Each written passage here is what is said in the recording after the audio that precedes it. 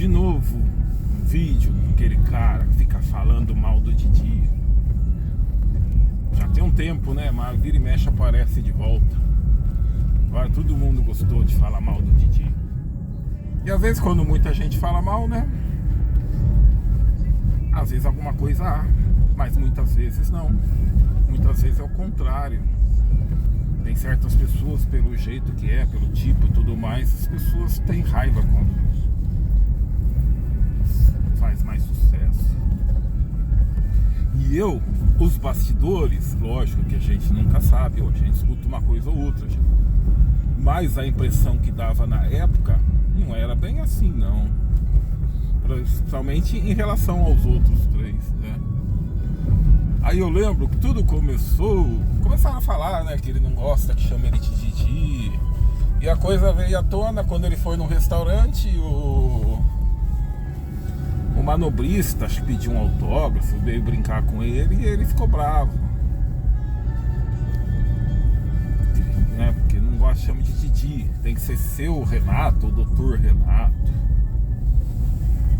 Então, sabe, o que acontece?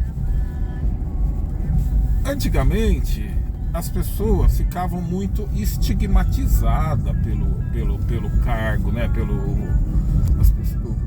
Pelo personagem.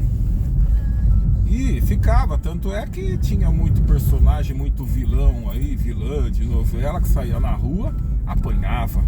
O pessoal confundia o personagem com o ator, com a própria pessoa. E o Didi, o cara lá deve ter, sabe, chegar cheio de intimidade, enchendo o saco. É Didi, né? E ele ficou de saco cheio, né? Ele já não precisa disso. Se ele não se impunha, ninguém ia levar ele a sério. Ia sempre ficar essa tiração de sarro. E ninguém é obrigado a viver assim. E a profissão dele era fazer humor, divertir a molecada. Na minha época, quando a gente era criança, era o programa mais legal que existia. Era a alegria do domingo. Aí a coisa ficava chata a hora que acabava. Aí começava o Fantástico, né? Era aquela coisa séria, mas pra criança era um tédio. E essa coisa de, ainda falando de ficar estigmatizado, eu lembro que há muito tempo atrás, nessa época, tinha uma entrevista com a Geraldine Chaplin, a filha do Charlie Chaplin. A hora que eu vi, eu mesmo já falei, nossa, filha do Charlie Chaplin, putz, né? E ela falou, né, sempre que eu conhecia algum rapaz assim, a hora que eu falava que eu era filha do Charlie Chaplin, é como se eu me transformasse no Mickey na frente dele, né? Virava um ser estranho, esquisito. E o próprio Charlie Chaplin, a gente vê um monte de... Por exemplo, vocês têm algum documentário assim... por exemplo, ele ia na casa aí de alguém famoso, uma coisa, ele sempre levava aquelas roupas dele lá do vagabundo, né, do Carlitos pra gente, pra ficar fazendo graça.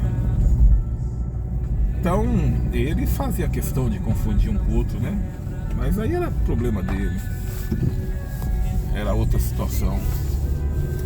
E depois começaram a falar também, né? O Carlos Alberto da Nóbrega veio falar que tinha uma época que eu, pra falar com ele, pra entrar no camarim dele, tinha que marcar hora. E eu que levei ele pra Globo. Em primeiro lugar,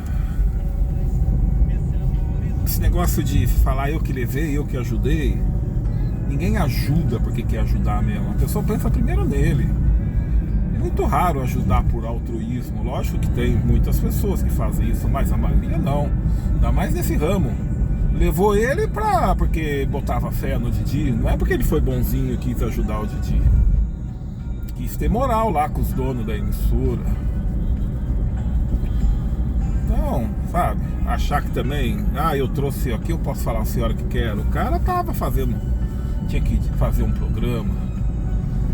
E hoje em dia, né, as pessoas quando fica velho, fica tudo santo, né? Não que era tranqueira, mas o Carlos Alberto antigamente também, sabe? Aí, né, fazer o quê? Depois de velhinho fica bonzinho, bonitinho. Mas não que fosse um. Mas também. E outra coisa que falava muito é lá a separação dos outros três, né? Na época, a impressão que a gente tinha é os outros três que pisaram na bola com ele. Como eu disse, os bastidores a gente nunca sabe, mas a impressão era essa. E ele, o programa era dele. Ele que chamou o Dedé pra ir junto. Depois achou que tinha mais gente, chamou o Mussum e depois o Zacarias. E dentro dessa linha, né, o pessoal fala, tinha uma época que o Zacarias fez mais sucesso que o Didi. Outra época era o Mussum. Sim, tinha uma época que o Zacarias se destacava muito. O Mussum também. Mas pra molecada sempre foi o Didi, o principal. Sempre. Né? E ele dividia a graça pros outros. Às vezes ele queria mais papel pra ele. Lógico, ele era dono do programa. E disputa interna sempre tem. Não vem com essa conversa. E dentro das coisas de bastidor que a gente nunca sabe, o dia a dia, né? Todo lugar, profissão, vai ver como é que é. Mas tinha um cara mais novo contando, depois fizeram de novo, né, os Trapalhões com um personagem novo, acho que ele participou um pouco, sei lá. Mas aí falaram que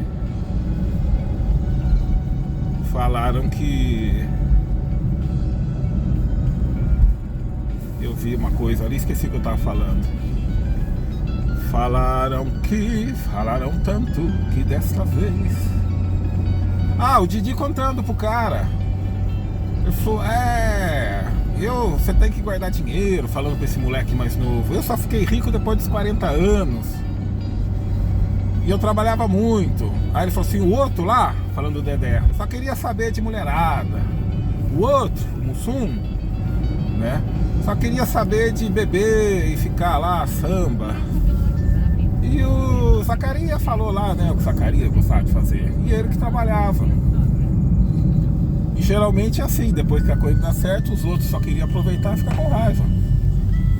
E em complemento a isso, eu lembro que teve um, acho que tinha um grupo, tinha um personagem, um loirinho, sei lá se era Dominó, Polegar, o que era, que